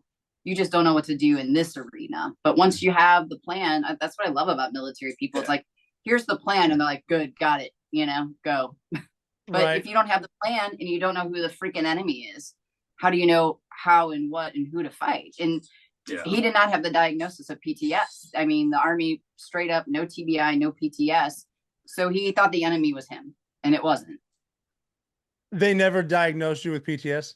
No, I got 10% for arthritis way back in the day. Like arthritis on what joint are you talking about right now? 10%. I was 10%. Like, I've seen black down. This is not a good rating. No. Yeah, I got it. They wouldn't give it to me either. They said, well, you're already at 100% disability. It doesn't matter. I'm like, what do you mean it doesn't matter? Like I have. It does matter. I'm at like 220, and if they have reevaluate you every so many years, and I go back and do the same shit because I'm like, if I tell you anything different, you're gonna take money from me, and it's money for you. I'm gonna make it money for me. So no, I'm so fucked up today. I didn't want to come here or whatever it is, you know, just so they'll keep paying me. But they incentivize being sick, you know. They pay you to be sick. They don't pay you to be healthy, and it's a fucked up backwards system. Oh, the system's so screwed up too. I remember being amazed that you don't even set up your appointment. They literally mail you your appointment. Yes. It's like you'll be at Portsmouth Naval Hospital at 1300 on the 3rd. It's like, it's the 5th. I didn't even know this was coming. Yeah. Like don't miss it or you lose everything. Wait a minute. What? You're trying to make sure I get PTS now. What the hell's going on here? But the Arsenal Hope, the book was is incredible. And then Tom, your book, when you wrote yours, All Secure, I wanted to ask you when you wrote that, what did other guys think when they read your book? What do you think? Well, I mean, it's hard to say because it's either you're an asshole and you're a sellout, or I feel exactly the same way. Asshole, sellout, publicly. Behind the scenes, hey man, thanks for the book. I'm like, so you bunch of fucking pussies. Yeah, thanks for the book, man. I'm like, oh, okay. Thanks for trashing me in public. Including a few generals. Well, I'm like, it would be nicer if you said that publicly for others, not for Tom, because as you know, Tom's book is not like the cool guy book. It's the this is how I fuck shit up book. And I was called a Navy SEAL. Hey, you're writing a book. What are you, a Navy SEAL? And I go, oh, there it is. There it is. Right. There it is. Yeah. I got email from the unit stating, thank you, blah, blah, blah. We appreciate you working with us. So all the dudes talking shit on the side channels, like, you shouldn't have done it. We don't approve. And I go, read this, motherfucker. I did it the right way, you know? Yeah, seriously. There's a process, and if you do the process, there's nothing wrong with it. Plus, I mean, I read some, not necessarily some of the reviews, but a lot of guys just agreed with you. Like this, I feel the same way too. And it's almost like you made it okay to talk about. Were you one of the first guys to talk about it, or what do you think? Must be. That's all I hear is, oh, I thought you guys were superheroes. I'm like, really? You believe that shit? Yeah, I didn't think that happened to you guys. I'm like, we're all human, man. And I think the biggest message now that everybody loves is doesn't matter what, no one gives a shit what you did for a living. No one cares about your damn job, right? They care about what you do for them now. And nobody's job was any better than any other job. It was different, but no matter what trauma you got over here, we all act the same over here. We all feel the same.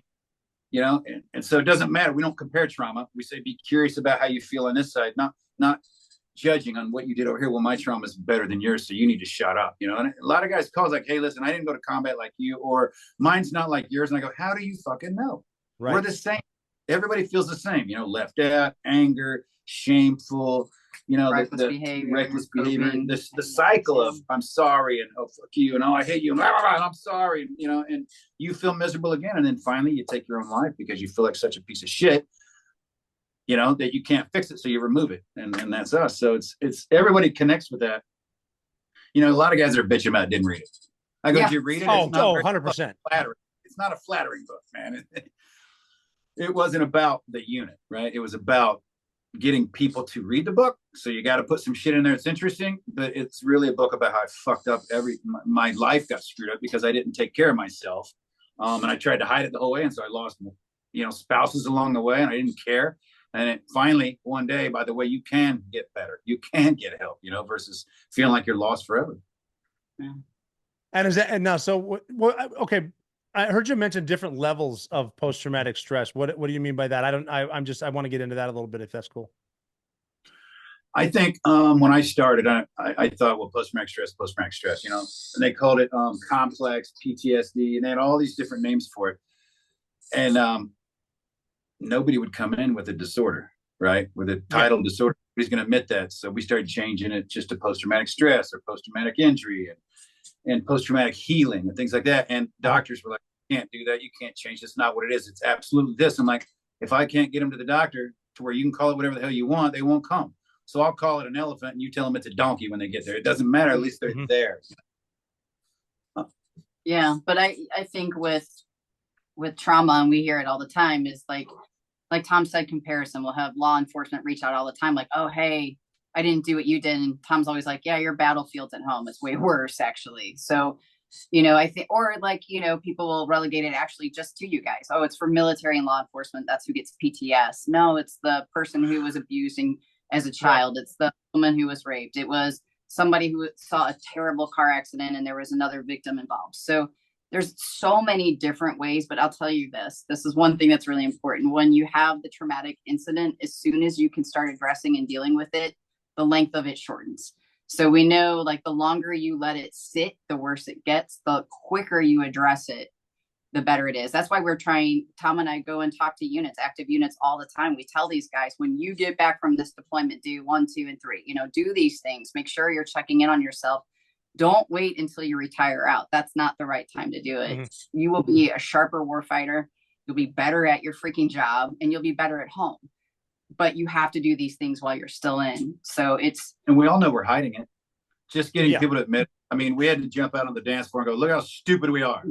Look how dumb we are. Everybody said, I'm going, oh, I did the same thing. I'm like, yeah, of course you did. We're not hiding it anymore. You feel better. It's just, we all do dumb shit. We all know what we're hiding. There's some shit I keep hidden, right? I'll never share everything. No, you shouldn't. But a lot of it we share is, it's out there a little bit, but it's those things that help people realize that, oh, I do that too. Once, we do a retreat and you see elbows doing this, spouses, like we just reached that couple. We do the same shit they do. They thought they were alone and different. But really, like Jen said, it isn't the combat. Sometimes it might be. It's the childhood trauma that is exacerbated by the combat that was never treated. Now you're tipped off, and most people come back and like, well, my dad beat me, or my mom didn't love on me, or I got in a car wreck and broke my arm, and I saw my sister die, and I've never treated it. Now we go to war and come back, and you've never dealt with anything. Right. You and guys like, I don't want help. I don't need help. And I'm like, no, you don't need help. You need training. Nobody helped you learn how to shoot your pistol. Nobody helped you learn your job, right? You were trained. So you're in a world of a relationship of post-traumatic stress where you don't need help. You've never had training on how to deal with it. So come to our foundation. We'll send you to our coaches, and you'll get training. You'll get tools on how to combat these things. Once it becomes muscle memory and you break the old one of anger and violence, and you lean into more acceptance and kindness, this muscle memory goes away. This one starts to build, and it wasn't because of help. It's because now you were trained and you used the tools, you practice them. Now you're a good shooter. But now do you stop shooting and stop training? No, you keep training to be a better shooter or maintain. So it's a nonstop thing. Like, I ask people in rooms, like, how many people have a perfect marriage? No hand goes up. Okay, how many of you are in marriage counseling? A couple of hands go up. I go, why aren't all of you in there? If it's not perfect, keep working on it. Why wait till it's so trash that your life's a wreck before you get to work? Because then it's harder. You've already burned bridges. People hate you now. Your spouse might be so mad at you, it's hard to come back from. So sooner the better. So All Secure Foundation, is it couples based, or can you go in as a dude that's having a problem, or how does that work? Both. So we started off as couple based, but now we've opened the programs. We want any special operations, any branch, in any capacity.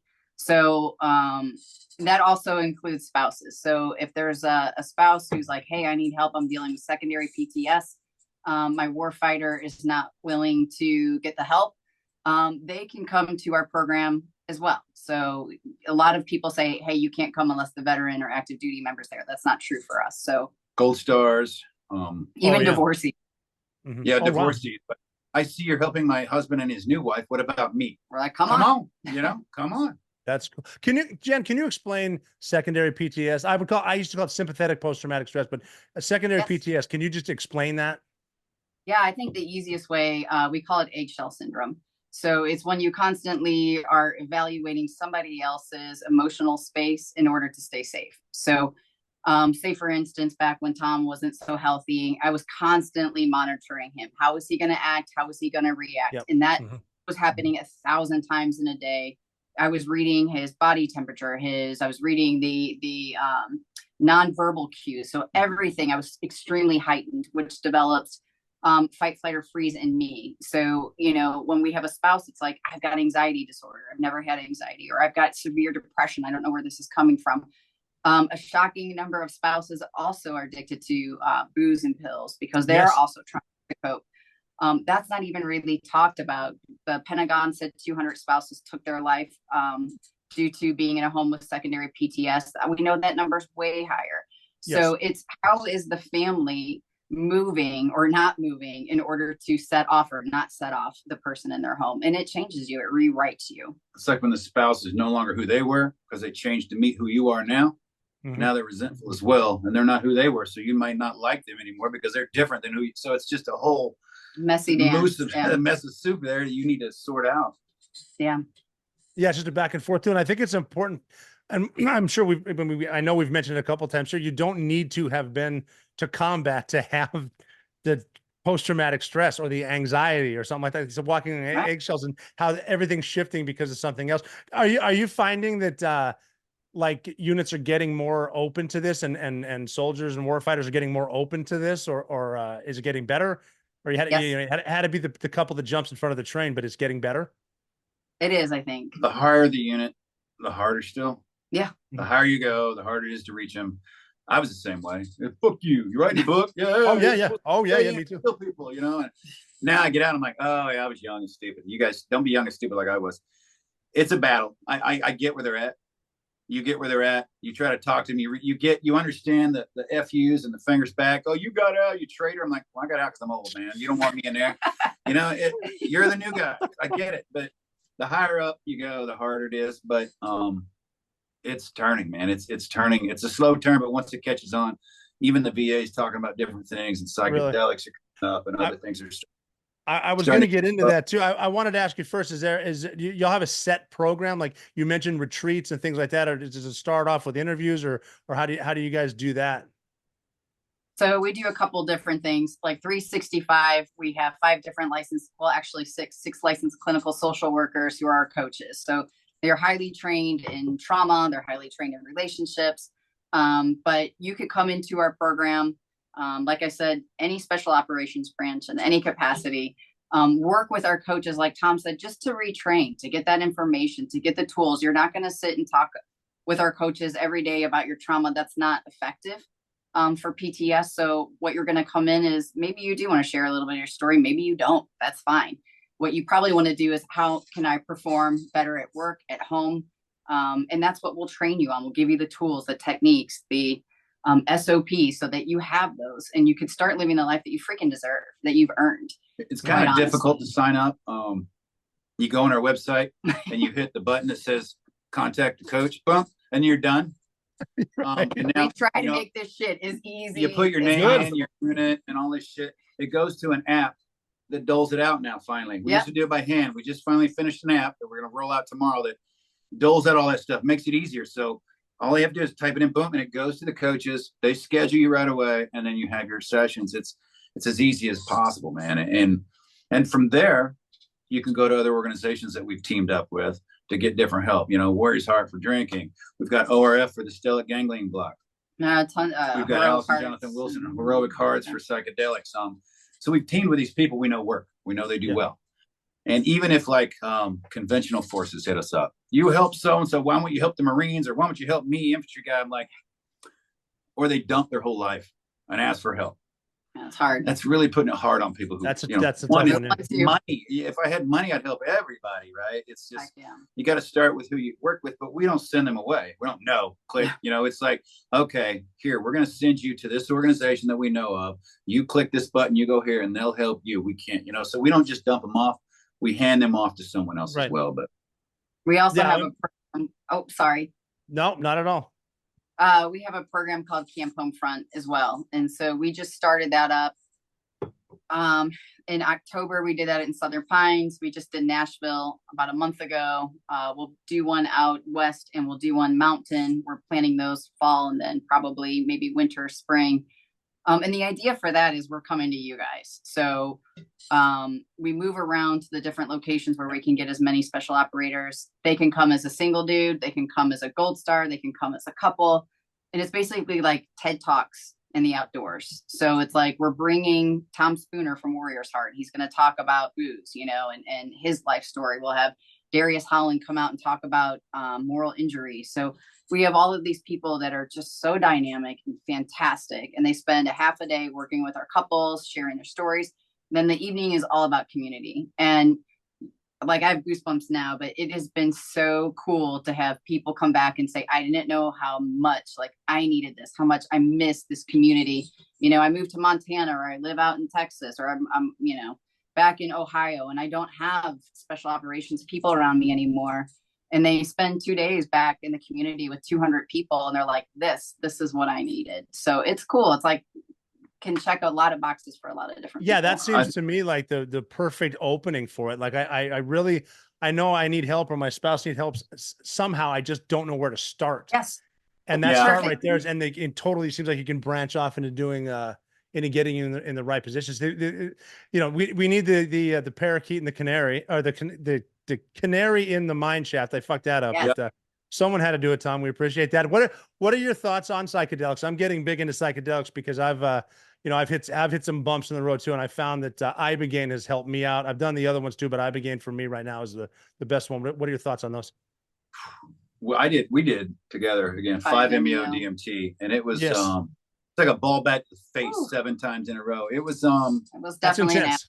It was one of the hardest things I'd done, but it was the most effective thing I had done to date that lasted the longest. It gave me the most insight. I don't know how. I don't know. No, that's a good way to say it. Yeah, I've done that too. That one's a tough one, I think, for special operators, because I think, well, me personally, my initial reaction is to fight back, and if you fight back against that, it will destroy you. Yeah, you're right. I fell prey. I didn't. Right. I remember her saying, I went in, I was fighting. I think she was hearing me yell "fuck" or something. I don't remember, but it was coming at me, and cellophane, whatever it was coming at me, and I was trying to get through it. And I was fighting it. I knew I was dying, and I knew it. And it's the God molecule. But I'm not awake, but I'm awake, and I'm like, I'm fucking dying, and I'm fighting it. And then I remember she said, the longer you fight it, the harder. It just hit me. The longer you fight it, the harder it be. And I was like, fuck it.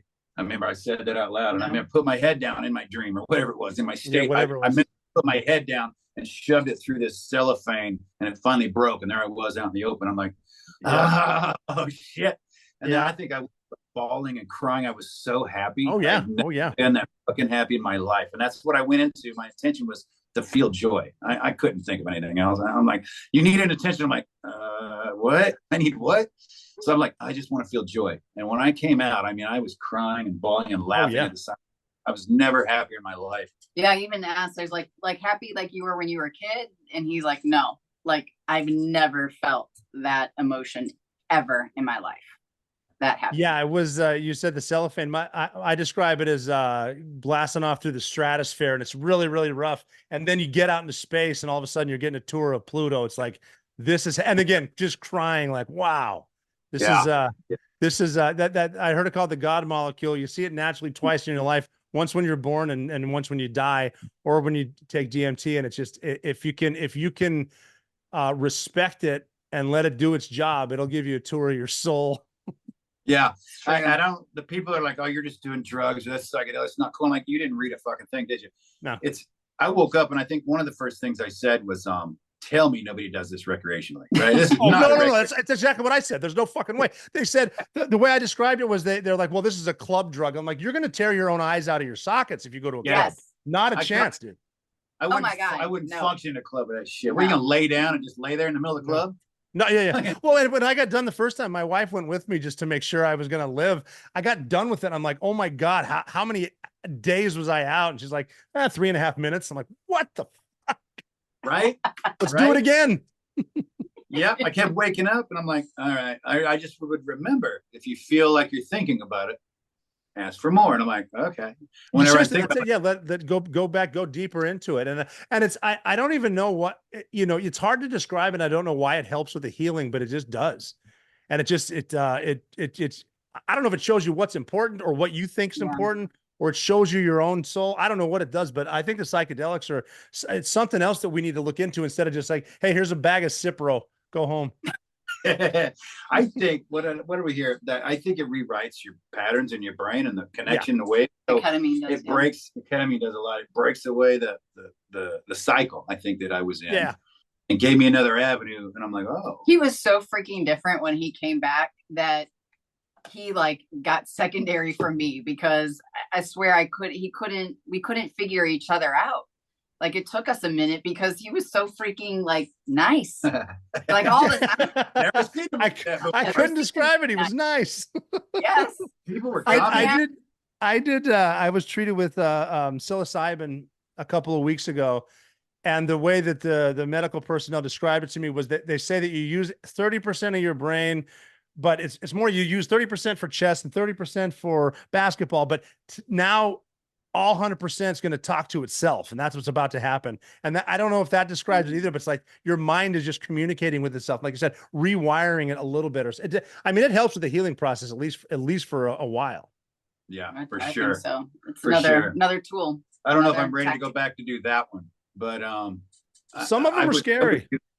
I would do psilocybin or ayahuasca or whatever the MDMA has a lot of there's a lot of research really supporting MDMA and PTS. Unfortunately, I think the VA yesterday that just voted it down. Well, this is where this is where you run into the problems, and this is why it's important. What we're doing right now is just if you can raise awareness. It's not like we're going to call a congressman and they're going to do a fucking thing, but to raise awareness. And it's not just for special ops or combat vets. It's for people with anxiety, people with something that happened that was bad in the past, people with addiction. And it gets into your brain and it helps you. I think this is very important. Like the conversation we're having right now is being had and people are listening. I think it's important.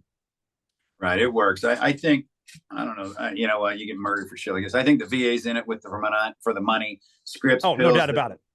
The handouts and shit. If I healed you, I'm not making any more money. I was just going to say that. Where does the profit go if I cure it? Right. Yep. Right. If we cured cancer, well, what the fuck?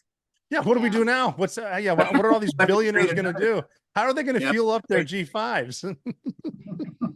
But I think this is a very important conversation that we're having too. And I want to lead people to allsecurefoundation.org. Is that where we're going? Yes. That would be great. It's a good spot. And pick up, Jen, they got to pick up your book. I'm telling you, Arsenal of Hope.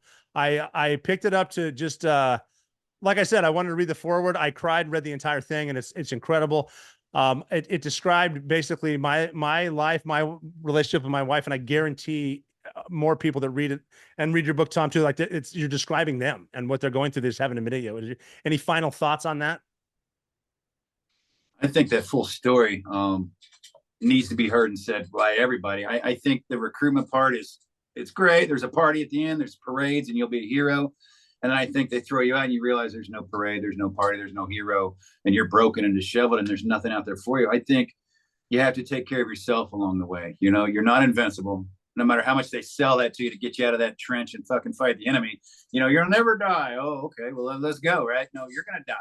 And you can suffer until you die, or you can live a good life and then die. But that's your choice. I think self-care is so important. It's not selfish. You're a better warrior if you take care of yourself. It isn't, I'm going to go balls to the wall. When I get out, I'll take care of myself. You're a better warrior if you take care of yourself. If you have a better family life, you're a better warrior.